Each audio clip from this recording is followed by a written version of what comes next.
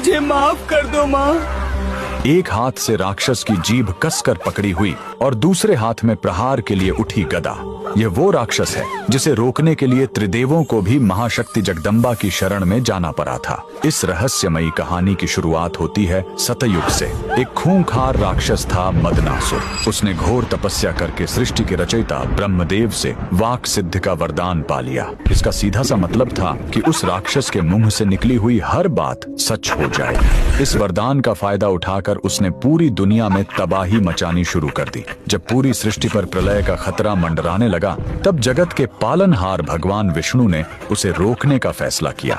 लेकिन वो सीधा युद्ध नहीं कर सकते थे, क्योंकि राक्षस कुछ भी बोलकर नुकसान पहुंचा सकता था। इसलिए भगवान विष्णु ने सौराष्ट्र के हरिद्रा सरोवर यानी हल्दी के पीले तालाब के किनारे घोर तपस्या की।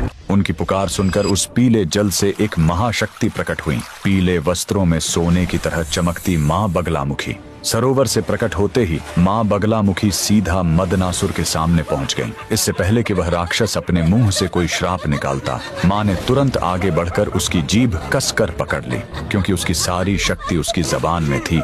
जीभ पकड़ते ही उसकी शक्ति खत्म हो गई और वो कुछ भी नहीं बोल पाया। जैसे ही देवी ने उस पर वार करने के लिए अपनी गदा उठाई, राक्षस ने मन ही मन माँ से माफी मांगी। माँ ने उसे जीवन दान तो दिया, लेकिन हमेशा के लिए उसकी बोलती बंद कर दी।